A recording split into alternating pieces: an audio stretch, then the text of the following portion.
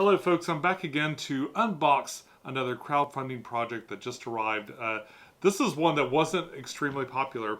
I'm not sure if many people really know about it. It's called ApeQuest.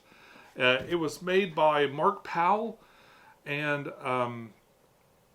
it funded, when did this happen? September 25th last year, 2022. It had 752 backers that made about $26,758, and pretty small on the scale of some of these Kickstarters and stuff, but still a successful campaign. It got delivered to me today. I don't think there are a lot of deliveries of this. It cost me about 20 or so pounds. I think 25 pounds was the pledge level. This is the deluxe version of this pledge. And what's interesting too is the shipping was a further 20 pounds. In the Kickstarter, it said that it was going to be about £8.50, but it ended up being 20 pounds. So it was double the cost, almost the same cost of buying it initially just to get it over here. So I'm really hoping it's a game that I enjoy, because it cost about twice as much. Well, it cost about a third more than I thought it was going to. I'm a huge fan of Professor Elemental. This is basically based around a fictional character he's a fellow who's a musician. If you're in the steampunk community, they have a lot of entertainers and stuff, kind of steampunk themed entertainers. He's a rapper. He does chap hop. He raps about tea and scones, and genetically engineering his various pets and friends. And one of them is a monkey. His monkey butler, and his name's Joffrey, and apparently he's lost, because this whole game is oriented around the search for him and using various scientifically engineered pants. It's hard to explain. So without further ado, why don't I just stop talking about this game and let's break it open and really take a look inside. So it says game includes 6 player cards, 6 dual layer boards. How many people does this play? I'm guessing 6. Open this up here. It has got 6 punch boards, 4 timeline cards, 32 malfunction cards, 54 item cards, 3 boss cards, 6 replacement butlers, a diligent 24-page comic, and a rule book. And it looks like it's got a little QR code for rules and reviews, which you are welcome to take a glance at right now if you'd like. Let's go ahead and take a look inside this box here. To start off, we've got a little packet of gelatin. So here we have the rule book. It looks very light and very small. Kind of small type here, but it doesn't look too bad. Alright, I'll read through all of this later.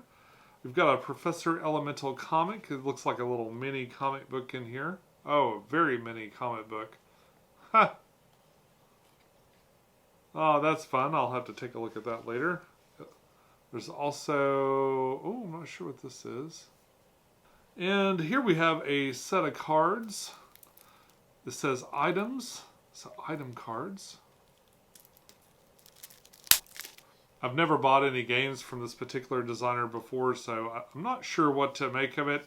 It kind of looked like he had designed another game and maybe put this up as a kind of a different face, maybe on the original game. I don't know that for sure, but here we have some item cards. Not much artwork or anything like that on here. In fact, it's the same picture on the back with just some, but I do appreciate that the type seems like it's really easy to read, if not a little bit, perhaps a little bit boring to look at. Okay, what else we got here? We've got some small cards, malfunction cog.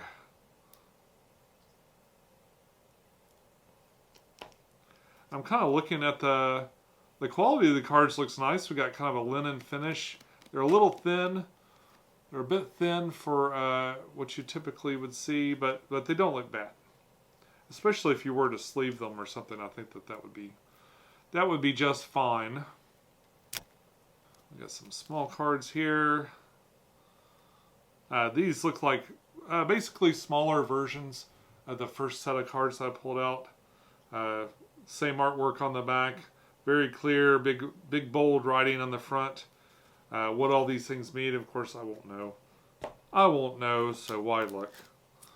And, oh, okay. And here we have some little critters. I bet these might be the alternate butlers.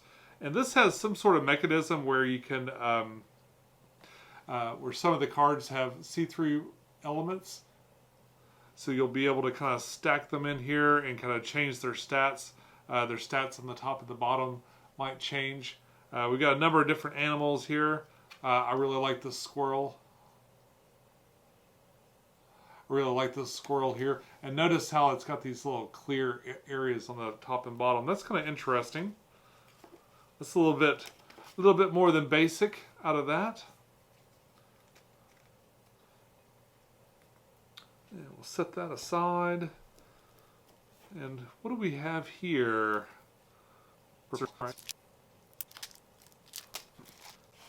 All right, and here we have another set of large cards. A little bit of damage on that one. Not too bad. Nothing too bad. The artwork looks great on here on these cards. These other ones are pretty boring. Not the ones with the critters and stuff. That looks neat. These are kind of boring looking, but you know, it's okay to have some cards that are more about utility and less about, you know, immersion in the game. These cards all look really fun. Yeah, I'm not sure how they're used. I didn't do my due diligence and like read up the rules. Usually when I find out something's on the way, I have a chance to read up the rules, but my time's been so occupied learning The Witcher and a couple of other games that I'm wanting to play that I haven't really had time to go through this. Although this looks great. Like, I love the artwork on this. It's awesome. You got a bear with like shark hands. You really got to get a close look at this. Like, what is going on there? That is hilarious. All right, so I'm going to put these aside for now and come back to this when I'm learning the rules and see what that's all about. All right, so we have some boards here. We have some punch-out boards. And, okay, it looks like, are they the same? Huh. Looks like they're slightly different, each one of these. Let's just pull them out here. So we got that.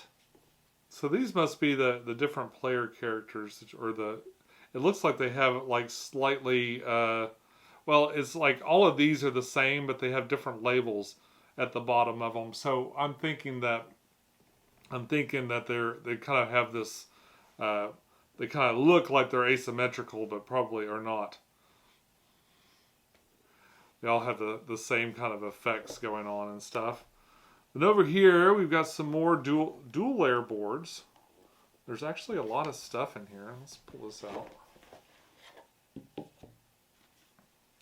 All right, so we've got 6 dual layer boards. Obviously, we got the player colors. With little notches in the side.